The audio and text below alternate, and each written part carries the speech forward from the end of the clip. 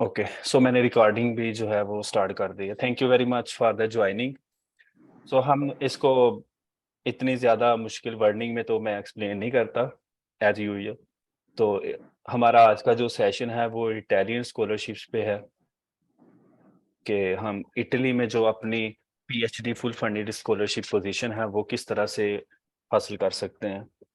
सो इसके बाद होपफुली हम मैथमेटिक्स प्रोफेशंस को बहुत प्रमोट करना चाहते हैं कि हमारी जो कम्युनिटी है मैथमेटिक्स स्टूडेंट्स की इन द वर्ल्ड जो है वो स्ट्रॉन्ग हो, ताकि हमें इतना आइडिया हो कि डिफरेंट कंट्रीज में डिफरेंट लोग जो है वो मैथमेटिक्स में किस तरह से काम कर रहे हैं।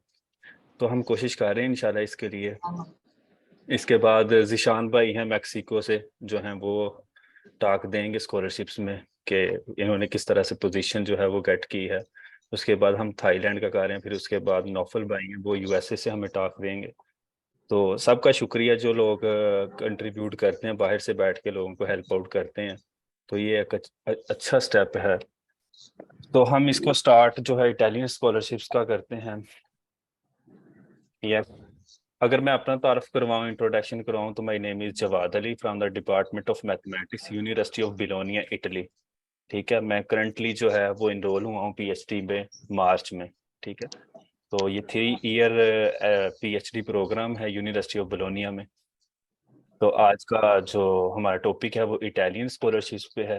तो उसकी तरफ हम बढ़ते हैं, इटालियन स्कॉलरशिप्स। तो हम यहाँ पर कुछ पहले हम थोड़ा सा बेसिक इसका ना देखेंगे कि इंट्रोडक्शन क्या है इटालियन स्कॉलरशिप्स का। ठीक है, कौन सी जो रिक्वायरमेंट डॉक्यूमेंट्स हैं वो चाहिए। ठीक है, तो उसके बारे में हम थोड़ा सा डिटेल से फिर डिस्कस करेंगे। तो ज़्यादा जो फोकस है मेरा वो ये है कि लोगों के क्वेश्चंस लेने और उनका आंसर करना। तो मैं कोशिश करूंगा जल्द से जल्द इसको वाइंड अप करूं।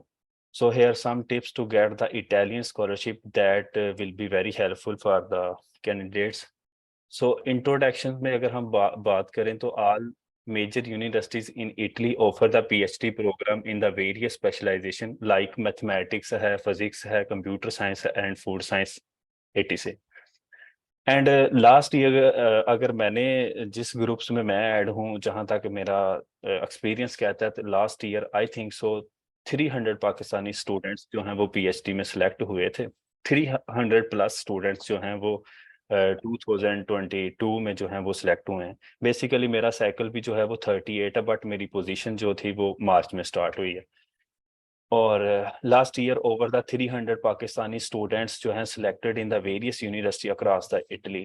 तो इसमें इटली में बहुत सारी यूनिवर्सिटीज़ हैं, मैं कुछ के यूनिवर्सिटीज़ का नेम ले सकता हूँ। यूनिवर्सिटी ऑफ मिलान है, यूनिवर्सिटी ऑफ बिलोनिया है, यूनिवर्सिटी ऑफ रूमा है, उसके बाद फ्रेंचे यूनिवर्सिटी है। तो डिफरेंट यूनिवर्सिटीज़ हैं, यूनिवर्सिटी ऑफ कलेबरिया है।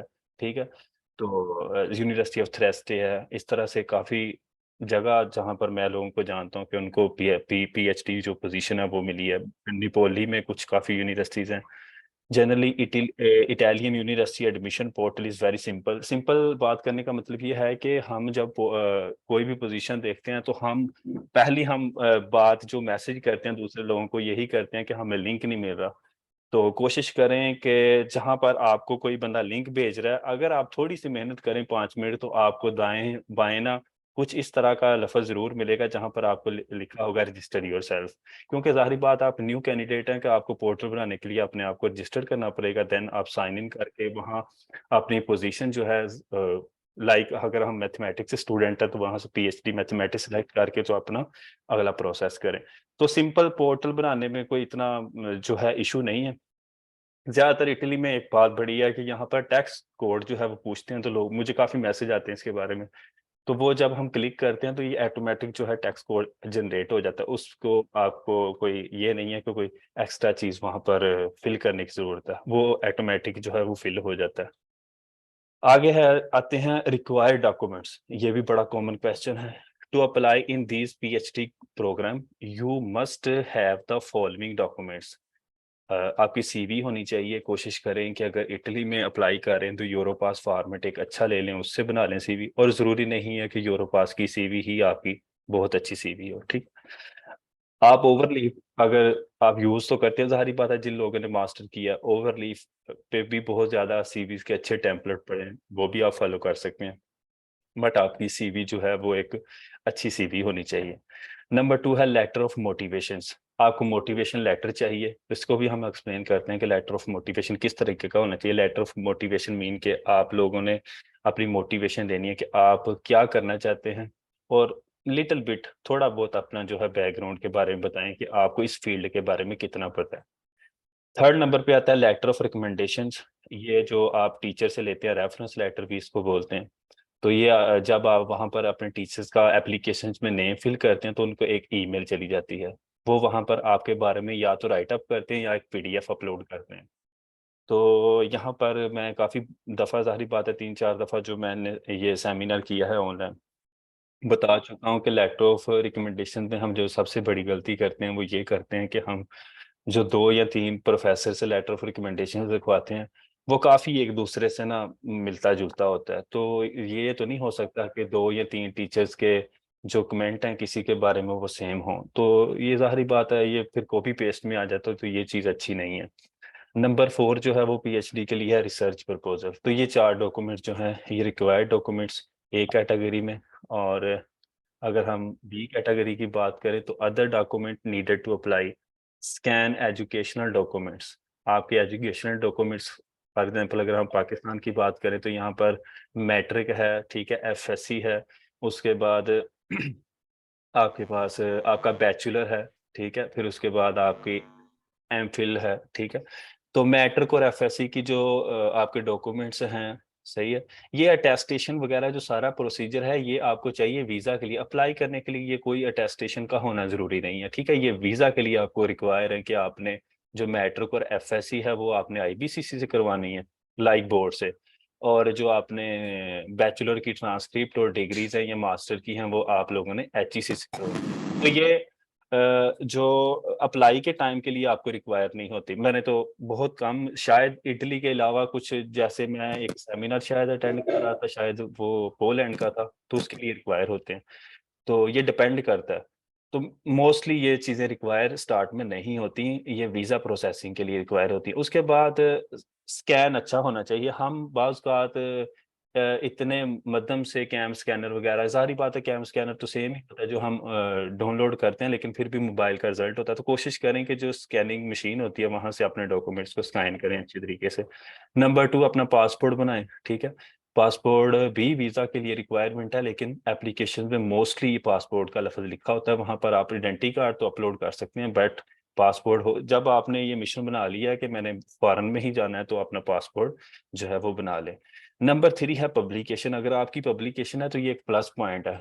और यूनिवर्सिटी ऑफ बोलोनिया में इसके 2 नंबर हैं। इस तरह मैं जब दूसरी यूनिवर्सिटीज़ में भी देखता हूँ तो इसके नंबर जो होते हैं पब्लिकेशंस के, अगर आप लोगों के जो है वो पब्लिकेशन है तो ये एक प्लस पॉइंट। अगर नहीं भी है तो मैंने तो बहुत कैंडिडेट ऐसे देखे हैं जिनका पब्लिकेशंस के बगैर ही एडमिशन हुआ है। नंबर 4 है English proficiency certificate.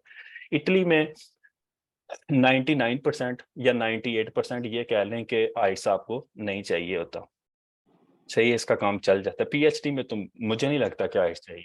English proficiency से सर्टिफिकेट आप लोगों का इनफ है। आप बैचलर जहाँ से किया वहाँ से भी ले लें यूनिवर्सिटी से ऑफिशियल, और जहाँ से आप लोगों ने मास्टर किया वहाँ से भी ले लें।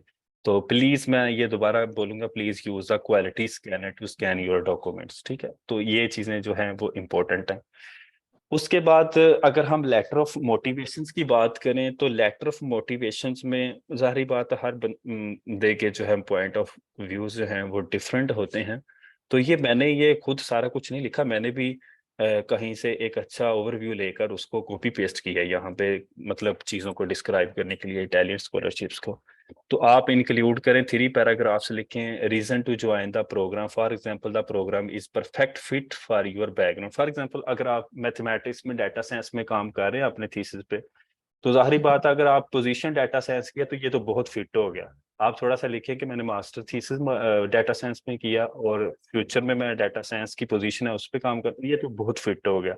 लाइक फिर अगर आपने अपने जो पास्ट है, फॉर एग्जांपल मास्टर में अगर आपने अलजेब्राइक ज्योमेट्री या कम्यूटेटिव अलजेब्रा या होमोलॉजिकल अलजेब्रा, मैं तो इसको एक ही कैटेगरी का नाम दूँगा, ठीक है? अगर इसमें काम किसी भी फील्ड में किया और नेक्स्ट पोजीशन इसके रिलेटेड है, फॉर एग्जांपल अलजेब्राइक ज्योमेट्री के रिलेटेड है, कम्यूटेटिव अलजेब्रा या किसी भी ज्योमेट्री के रिलेटेड है, तो आप एक मोटिवेशन बना सकते हैं कि मैंने प्रीवियस ये वर्क किया है और फ्यूचर में मैं इस पे काम कर सकता। ये तो नहीं हो सकता कि आपने सेम जो है फॉर एग्जांपल एक मैट्रिक्स पे काम किया तो फ्यूचर में भी मैट्रिक्स पे ही काम होगा, थोड़ा सा डिफरेंट हो सकता है, लेकिन वही आपका सर्कल होना चाहिए। In addition you will learn a basic research skills. Research skill तो होनी चाहिए, ठीक है, एक आपका अच्छा थीसिस होना चाहिए। आगे आता है short overview of your previous master program along with the thesis. वही बात आ गई कि आप थीसिस जो है उसका ओवरव्यू देना चाहिए। You should mention some specific and general aspect. मतलब जैसे मैंने बताया ना कि आपने thesis for example homological algebra में आप लोगों ने थीसिस लिखा है, अगर मैथमेटिक्स के स्टूडेंट हैं ज्यादा इधर तो वो समझ आएंगे। तो होमोलॉजिकल अलजेब्रा ये है कि जब आप उसमें फॉर एग्जांपल आप लोगों ने कैटेगरी पे काम किया, कैटेगरी थ्योरी में काम किया, तो आप कैटेगरी के बारे में कुछ लिखें, उसको थोड़ा सा समय लें, बोल्ड कर लें कि ऐसे ऐसे फील्ड में काम किया और उसी के रिलेटेड अगर पोजीशन है तो ये आपके लिए बहुत फिट होगा। You should mention some of the specific and general aspect. Please note that the highlight only those points suitable for the position or the program. ठीक है, ये मैंने चीजों को पहले भी डिस्कस कर दिया। Concluding remarks, how you can contribute to pro. For example, अगर कोई प्रोग्राम आया, PhD पोजीशन आई है, लाइक अगर मैं यहाँ पर एक और भी बात का जवाब दे दूं जो बाद में लोग पूछेंगे कि अगर आपका मास्टर का फील्ड डिफरेंट हो तो पीएचडी में डिफरेंट कर सकते हैं, तो कर सकते हैं, कोई मसला नहीं है। मेरा खुद का जो है वो मास्टर किसी और फील्ड में और पीएचडी पोजीशन जो है वो बिल्कुल जो है वो ली अलजेब्रा ग्रुप्स वगैरह में है, तो मैनीफोल्ड्स में है। तो मेरा मास्टर थीसिस में नहीं था, लेकिन मेरी सिलेक्शन होगी, क्योंकि आपका जो जब आप मोटिवेशन लेटर लिखते हैं तो अपनी पोजीशन को सामने रखा करें। ये नहीं है कि एक बना लिया वो बस हर यूनिवर्सिटी में अपलोड करते जाए। मेरी बात आप लोगों को समझ आ रही होगी। आगे आता है do not glorify yourself, state facts, हकीकतों को बयान करें। Let them conclude that you are excellent student. ठीक है, तो ज्यादा भी सफाई सुथराइयां देने की जरूरत नहीं है, जो आपके फैक्ट्स हैं उनको बयान करें। Do not provide the motivation for your previous study. ये नहीं है कि आप अपने पिछला वो बताना स्टार्ट कर दें कि जी मुझे मैथ में यहाँ से नाइन्थ में मुझे मैथ बहुत अच्छा लगता था, सवाल क्वेश्चन करते मुझे बड़ा मजा आता था। ये चीजें जो हैं ये बिल्कुल बेकार हैं। पॉइंट ऑफ व्यू जो मेन पॉइंट है उस पे आए कि आप लोग करना क्या चाहते हैं। लेटर ऑफ मोटिवेशन का मतलब है कि आप अगले प्रोग्राम की मोटिवेशन क्या, थोड़ा सा अपना मास्टर का बताएं, बस आगे ले जाएं। State the reason to join the next program. Do not include the everything you had done into the letter. The letter should be customized for the position. आगे आता है रिसर्च प्रपोजल के बारे में कुछ चीजें ऐड की हैं। In Italy you should have the research proposal to apply for a PhD program. ठीक है, please note that it is an evaluation document used to examine your research skill। देखें रिसर्च प्रपोजल, अगर आप मेरे से पूछें तो रिसर्च प्रपोजल आप लोगों का 3 से 4 पेजेस मैक्सिमम, 4 पेजेस होने चाहिए या 3, जिसमें आप बताना चाहें कि आप लोगों का एब्स्ट्रैक्ट क्या है, किस प्रॉब्लम पे काम करना चाहते हैं, या आप लोगों के सामने उसका लिटरेचर थोड़ा सा लिख दें और थोड़ा सा प्रॉब्लम लिख दें, लेकिन अच्छे तरीके से, ताकि अगले को समझ आए कि इसने पास्ट में भी इसी के रिलेटेड काम किया और अगले जो प्रोग्राम में ये जाना चाहता है। लेकिन मेरा जो पॉइंट ऑफ व्यू है वो ये है कि आप जब अप्लाई कहीं कर रहे हो तो आपका मेन फोकस होना चाहिए कि आप सबसे पहले पीडीएफ पढ़ें कॉल वाली मीन कि जहां पर वो कॉल्स लिखी हैं कि ये किस किस से रिलेटेड पोजीशंस हैं। ये नहीं है कि आप एक ही रिसर्च प्रपोजल बना लें, उसमें चेंजिंग भी कर सकते हैं, कोई मसला नहीं है। ठीक है, ये डिपेंड करता है कि पोजीशन किसके रिलेटेड है। तो कुछ लोग तो बड़े स्ट्रिक्ट होते हैं कि मैंने अगर इसमें काम किया तो मैंने इसमें ही करना है, तो वो उनका अपना है। ये तो नहीं है कि हम उसको उनको कह सकते हैं कि नहीं जी आप जो जो सी मर्जी पोजीशन मिलती है उसमें ही आप पीएचडी करें।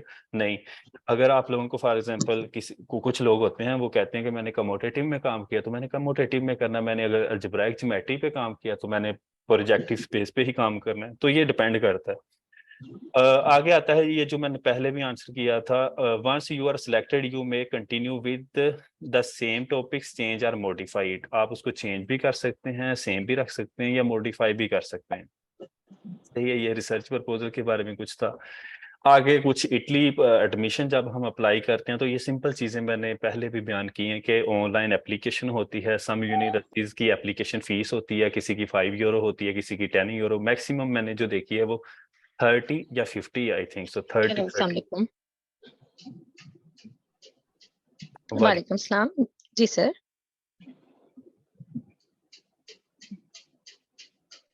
हेलो। यस। जी, जी सर, आप क्लास जॉइन करना चाहते हैं? I don't know. सर आप इटली। जाए कंटिन्यू।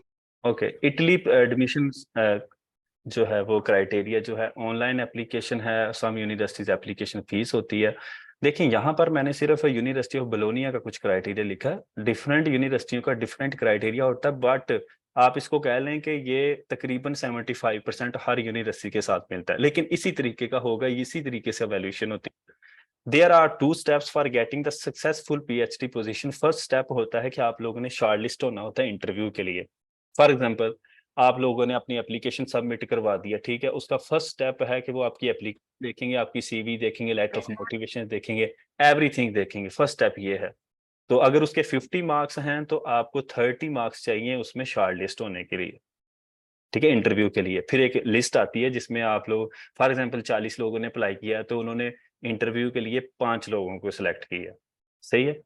तो पोजीशन है 2। ये मैं एग्जांपल दे के चल रहा हूँ। 40 लोगों ने अप्लाई किया, 5 लोग इंटरव्यू के लिए शॉर्टलिस्ट हो गए, पोजीशन है अब 2, 5 का इंटरव्यू होगा। अब सेकंड स्टेप फाइनल सिलेक्शन होती है इंटरव्यू की। अब इंटरव्यू के भी कितने मार्क्स हैं? 50 हैं, उसमें भी आपको 30 मार्क्स चाहिए, ठीक है, जिसमें से मैं आगे जाके इनकी डिटेल भी बताता हूँ कि ये जो है वो 50 मार्क्स की जो है वो किस तरह से कंट्रीब्यूशन है। आगे आते हैं। यस, फर्स्ट स्टेप में होता है कि एकेडमिक क्वालिफिकेशन 3 मार्क्स होते हैं। कुछ लोग कहते हैं जी हमारी सीजीपीए कम है, तो ठीक है, आप दूसरी चीज़ों को जो है वो इम्प्रूव करने की कोशिश करें, ठीक है। ये तो नहीं होता कि ज़िंदगी में एक ही चीज़ अगर आपकी वीक है तो आप पीछे रह जाएंगे। पेपर पब्लिकेशन है वो 2 पॉइंट्स हैं, थीसिस टेक्स्ट है वो 5 पॉइंट्स हैं, रेफरेंस लेटर जो आप टीचर लिखते हैं आपके लिए वो 12 पॉइंट्स हैं, 12, और सीवी के 18 पॉइंट्स हैं। सीवी के मैक्सिमम पॉइंट्स मैंने देखे हैं होते हैं, ठीक है। तो सीवी कोशिश करें कि आप एक अच्छी सीवी जो है वो बनाने की कोशिश करें। सही हो गया।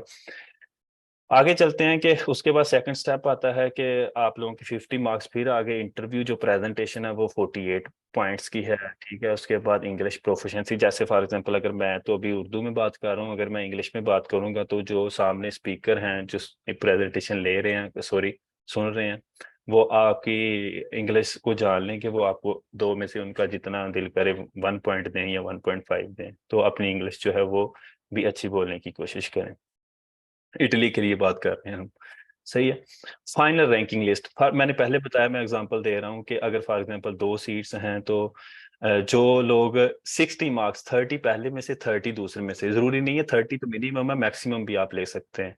तो जाहिर बात है उसमें से अगर फॉर एग्जांपल 4 लोग पास कर गए इंटरव्यू, तो फिर जिन लोगों के जो है वो मैक्सिमम मार्क्स होंगे पहले 2, उनको वो पोजीशनें 2 जो हैं वो मिल जाएंगी। जो लास्ट 2 हैं वो वेटिंग में पड़े रहेंगे। अगर तो दोनों में से कुछ छोड़ गया तो तीसरे को मिल जाएगी, अगर पहले दोनों नहीं लेते तो थर्ड और फोर्थ वाला वहां पे आ जाएगा।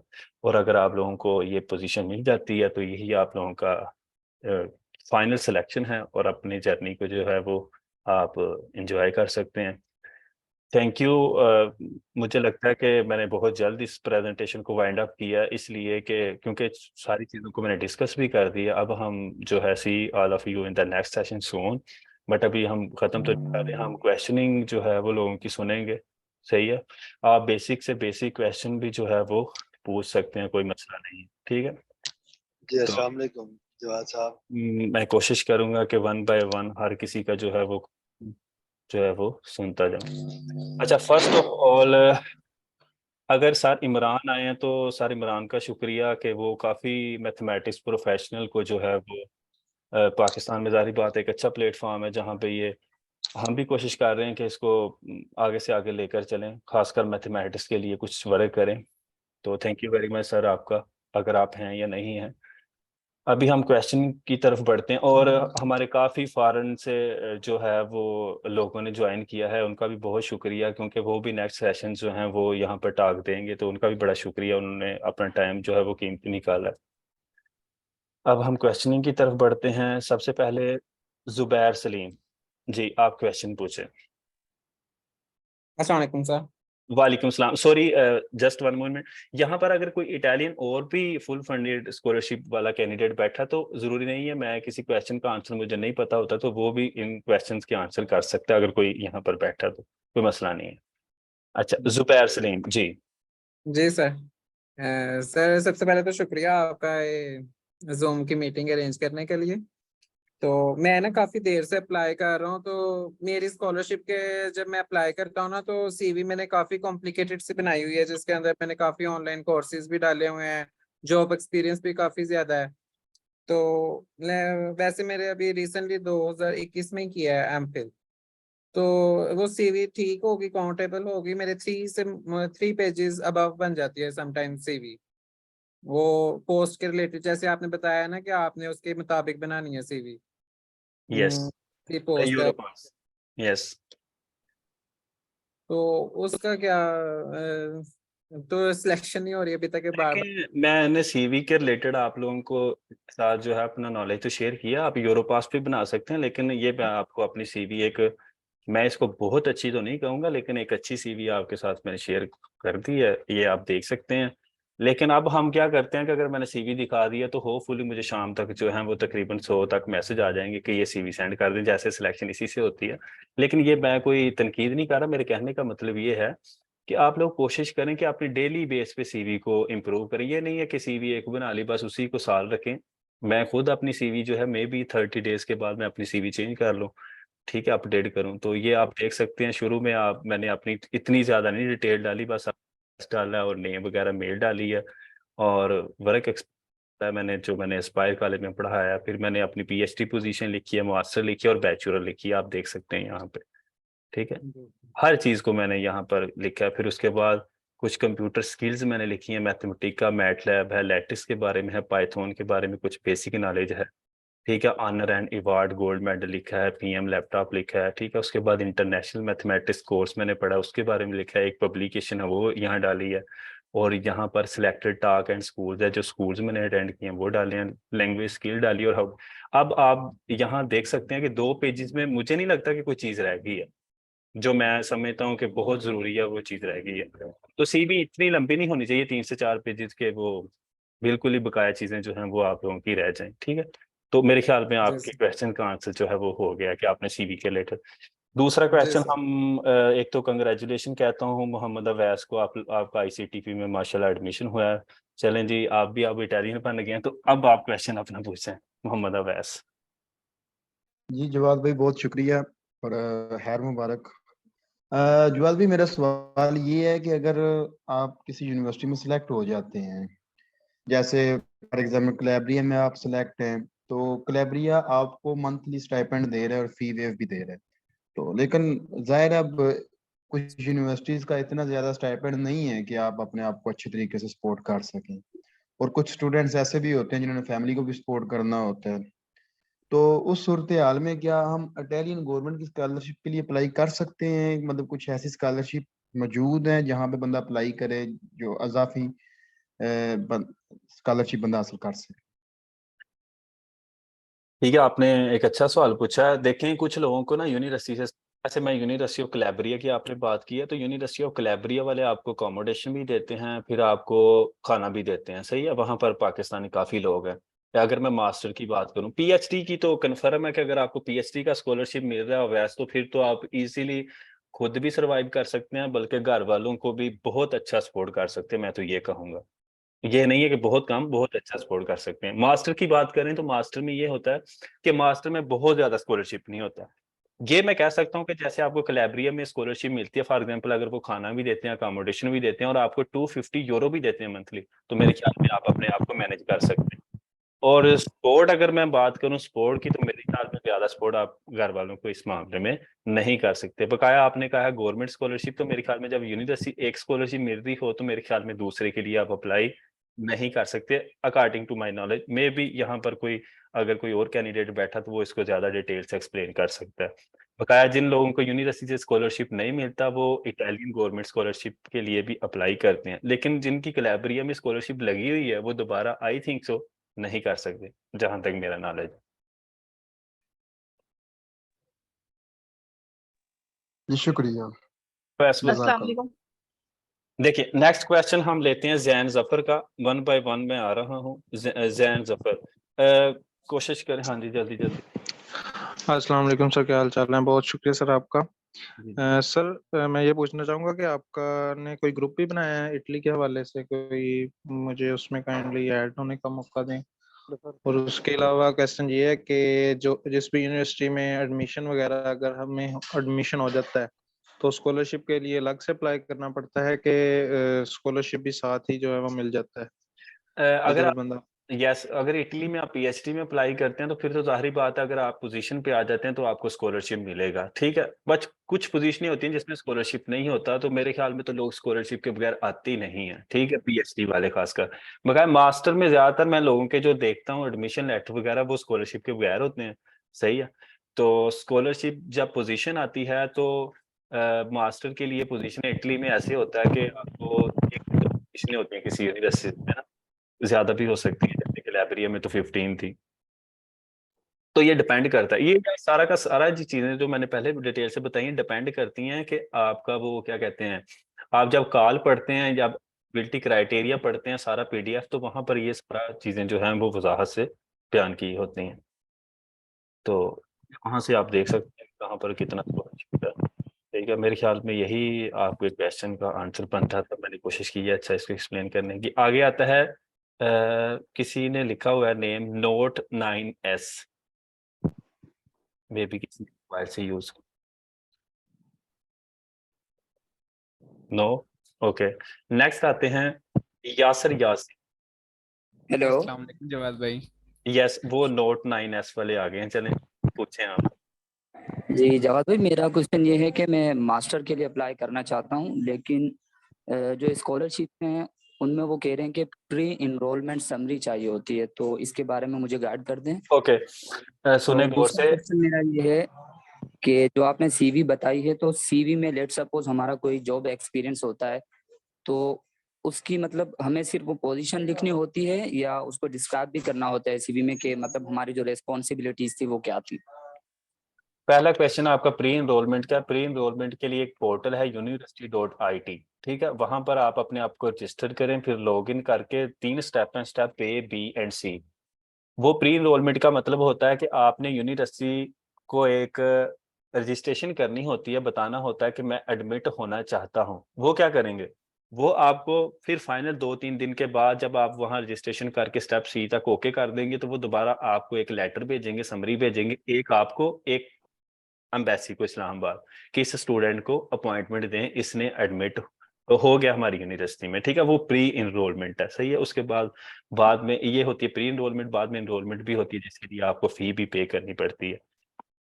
बकाया आपका दूसरा क्वेश्चन है पोजीशन के रिलेटेड। तो पोजीशन जाहिर बात है, मुझे नहीं लगता कि मास्टर में अगर आप अप्लाई कर रहे हैं तो आपको वो सारा डिटेल, आप जैसे ही मैंने सीवी आपके सामने रखी हुई है, तो आई थिंक सो अगर आप अपना मास्टर बैचलर बताएं कि आपने बैचलर में कौन से कोर्सेज मेजर पढ़े हैं, और जो है वो इंटरमीडिएट का थोड़ा सा बता दें, और बकाया सीवी को अच्छा बनाने की कोशिश करें, तो आई थिंक सो इनफ है आपके लिए। तो ज्यादा उसको डिटेल से जो है वो जरूरत नहीं है।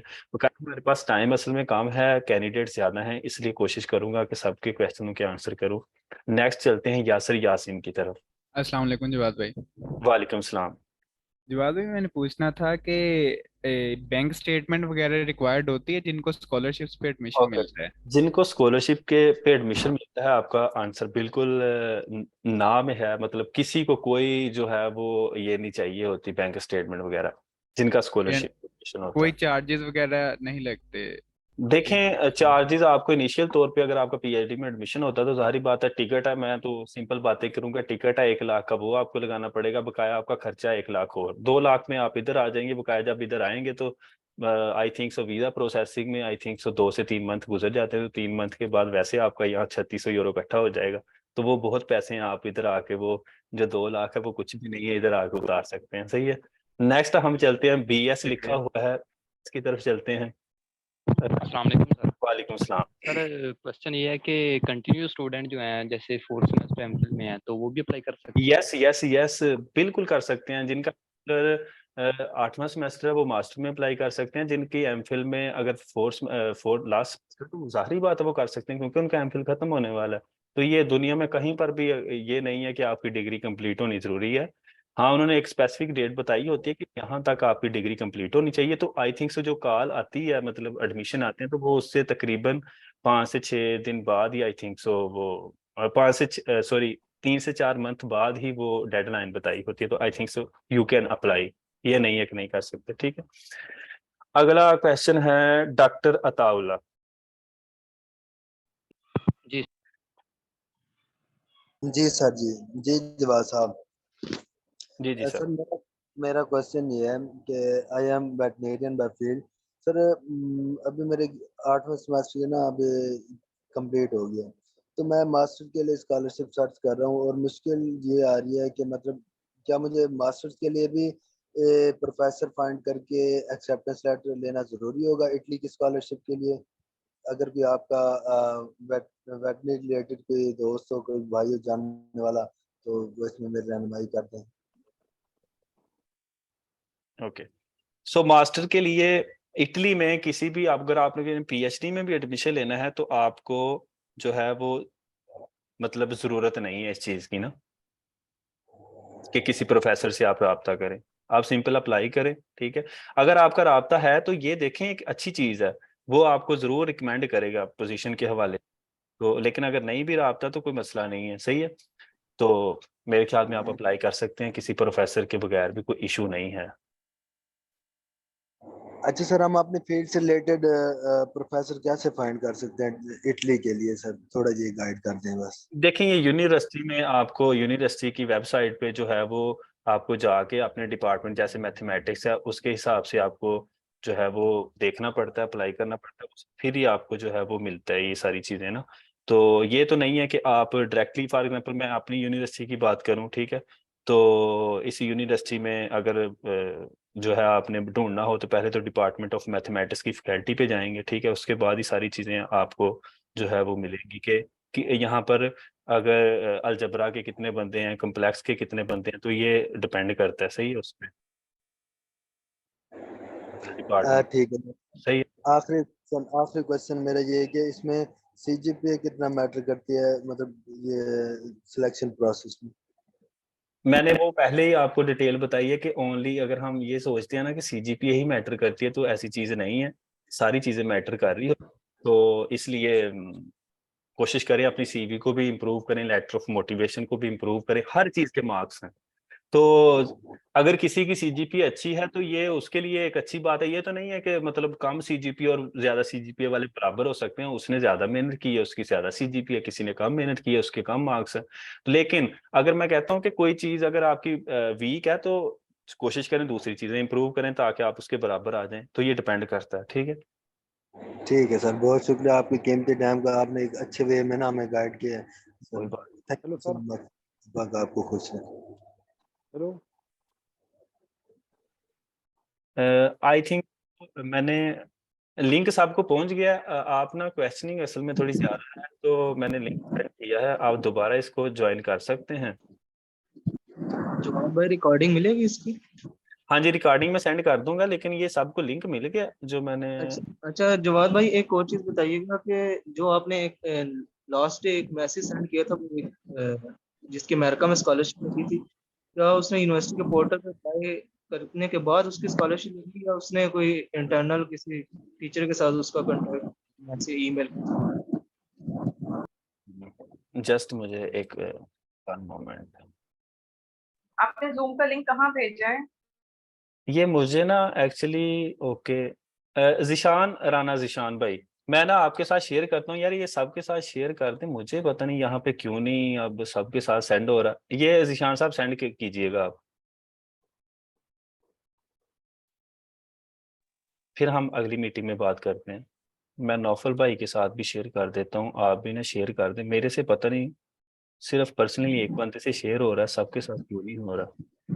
हाँ जी, सबको लिंक। जी सर, लिंक आ गया। ओके, सो आप उस मीटिंग में आ जाएं, हम जो क्वेश्चनिंग है आप लोगों की वो सुन लेते हैं, जो 15-20 मिनट हो रहे हैं, कोई बात नहीं है, सही है। आप इस मीटिंग आपने लिंक क्या व्हाट्सएप ग्रुप में शेयर किया है? दोबारा नहीं, अगर आपने व्हाट्सएप ग्रुप बनाया हुआ है तो उसमें हमें भी ऐड कर यस यस मैं करता हूँ ऐड, लेकिन मैंने यहाँ पर शेयर किया है, आई थिंक सो जिशान भाई ने भी शेयर नहीं किया। मिला है आपका जूम लिंक, या तो आप वो व्हाट्सएप ग्रुप में भी शेयर कर